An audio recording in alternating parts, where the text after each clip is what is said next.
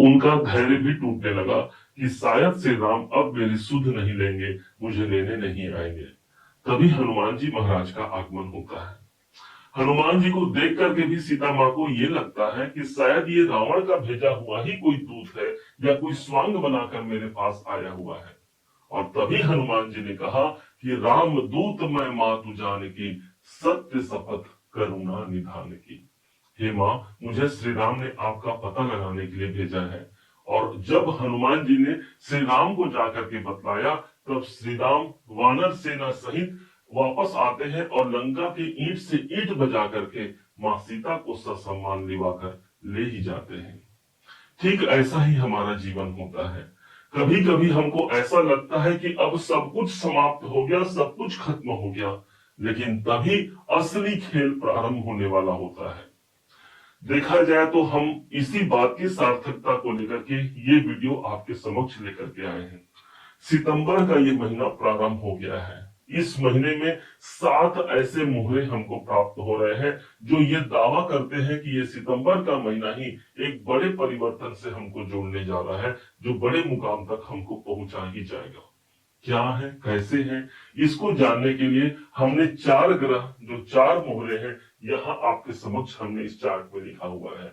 और 3 ग्रह आपको इस चार्ट में प्राप्त होंगे, इस गोचर कुंडली में प्राप्त होंगे। समझिएगा बड़े ध्यान से एक एक ग्रहों के प्रभाव को। सबसे पहला प्रभाव हमको देखेगा जहां पर सूर्य केतु का सूर्य ग्रहण योग हमको बना हुआ है 6ठे भाव पर। जिस स्थान पर ये योग बना हुआ है ना, वो स्थान सूर्य का अपना घर है। होना तो चाहिए सूर्य के पास एक अपना साम्राज्य मिल गया, लेकिन अभी तक वो ग्रहण योग में होने के कारण हमको भी वो स्वतंत्रता प्राप्त नहीं हो पाई जो वास्तव में इस सूर्य के द्वारा हमको प्राप्त होना चाहिए था। समय करवट बदलता है, तारीख आती है 16 तारीख, और इसी 16 तारीख को सितंबर के महीने में सूर्य देव एक घर आगे प्रवेश कर जाते हैं अपने परम मित्र बुध की राशि कन्या राशि पर, जो कि मीन राशि से 7वां घर है। ठीक उनके संग संग ग्रहों के राजकुमार बुध भी चले जाते हैं 7वें भाव पर, और कायम हो जाता है सूर्य बुध का बुधादित्य राजयोग केंद्र भाव पर। इसलिए व्यापार, दाम्पत्य जीवन के लिए, किसी पार्टनर से सपोर्ट लेने के लिए एक सबसे अनुकूल समय हो गया कि 7वें घर पर सूर्य और बुध की युति देखने को मिलेगी। दोनों ही ग्रहों का जो दृष्टि है वो ठीक आपके अपने राशि मीन राशि पर आ रही होगी। सूर्य को हम किंग कहते हैं, राजा कहते हैं, तो वहीं पर बुध एक ऐसा ग्रह है जो आपके अपने लिए यही सप्तमेश होकर के आपके घर को दृष्टि दे रहा है। इसलिए एक नया कॉन्फिडेंस हमारे अंदर आता है। कोई स्वास्थ्य में नरमा गर्मी है, उससे बाहर निकल करके एक नया उरा, एक नया तेज लेकर के हम अपने कार्य को क्रियान्वित कर पाते हैं। तीसरे मोहरे के रूप में प्राप्त हो रहे हैं मंगल देव। मंगल की स्थिति बनी हुई है स्वयं 7वें भाव पर। 7वें भाव पर है तो ठीक, लेकिन अभी तक ये अपने परम शत्रु बुध की राशि पर है। समय करवट बदलता है, 13 तारीख का डेट आता है, और अपने शत्रु की राशि को छोड़ करके 8वें भाव पर ये मंगल प्रविष्ट हो जाते हैं। देखा जाए तो 8वें भाव पर मंगल का जाना कोई बहुत ज्यादा अनुकूल नहीं है, क्योंकि 8वां भाव रुकावट और बाधाओं का है, परंतु एक दृष्टिकोण से यह सबसे ज्यादा अनुकूल है, और वो है आर्थिक पक्ष को ये मजबूत बनाएंगे। क्यों? क्योंकि इसका कारण है 8वें भाव पर मंगल तो रहेंगे, लेकिन इनकी सीधी जो 7वीं दृष्टि है अपने खुद के घर पर पड़ेगी। इसका मतलब है कोई भी ग्रह जब अपने घर पर हो या अपने घर को दृष्ट करता हो, उस घर की कभी हानि नहीं करता। इससे हमारा आर्थिक पक्ष मजबूती से आगे बढ़ता है। कोई धन से जुड़े हुए कार्य होते हैं, बैंक से जुड़े हुए कार्य इस समय पर पूर्ण होते हैं। मंगल को सेनापति कहा गया है, 8वें भाव पर मौजूद रहेंगे, अर्थात जो रोग, जो परेशानियां हमारे जीवन पर है उससे हम लड़ पाते हैं।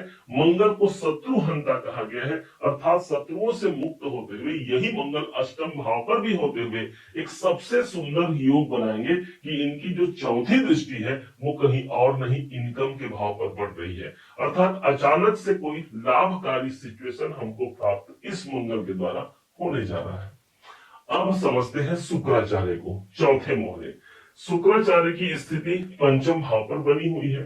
5वें घर पर ये चंद्रमा की राशि पर है। आपके अपने लिए कहा जाए तो ये अष्टम के स्वामी है, एक परिवर्तन होता है 14 सितंबर को, और यही शुक्र छठे भाव पर आ जाएंगे। छठे भाव पर आना एक अनुकूल सिचुएशन होगा। वो लोग जो नौकरी करना चाह रहे हैं, नौकरी के लिए शुक्र को हम धन कहते हैं, धन की प्राप्ति बढ़ सकती है, या फिर कोई इंक्रीमेंट का अवसर यदि इस समय पर बनता हो तो वो एक पॉजिटिव सिचुएशन होगा।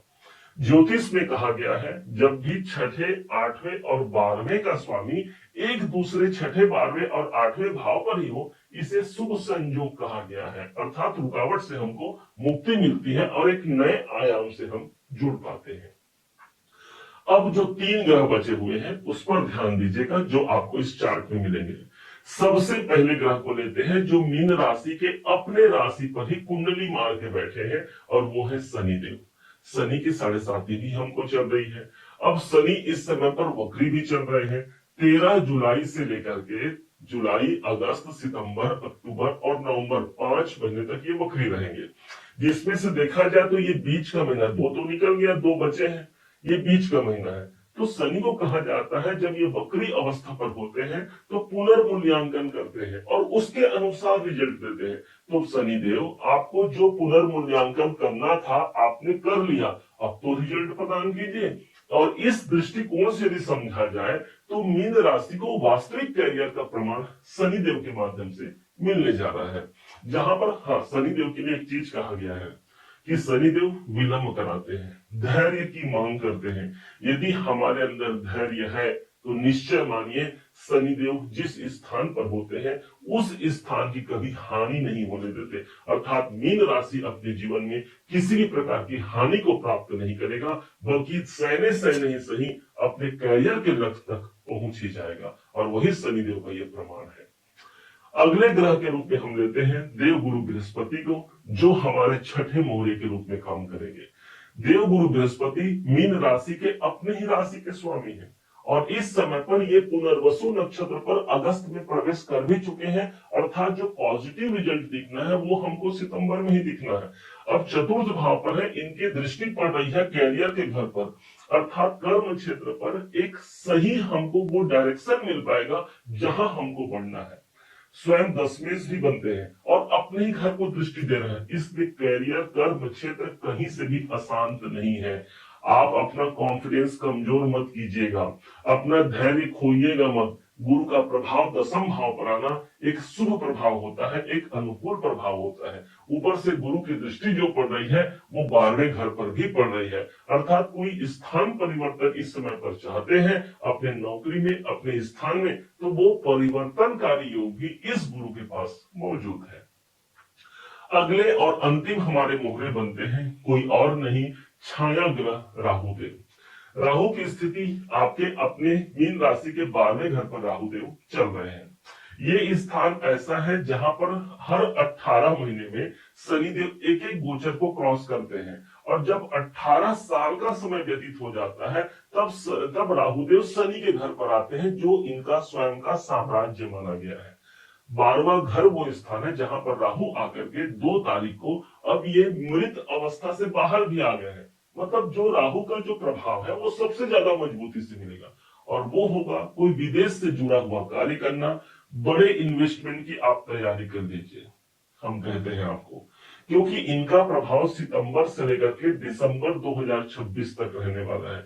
आज पैसा नहीं है, आज व्यवस्था नहीं है, लेकिन आपके पास वो मानसिकता यदि आ गई जो राहु के एट्रीब्यूट में है, तो समझ लीजिए आप एक बड़े निवेश से जुड़ने जा रहे हैं। निवेश कराना राहु का काम है, विदेश से काम कराना राहु का काम है। और यही नहीं, राहु ही वो ग्रह है जिसके पास कोई बाउंड्री वॉल नहीं है।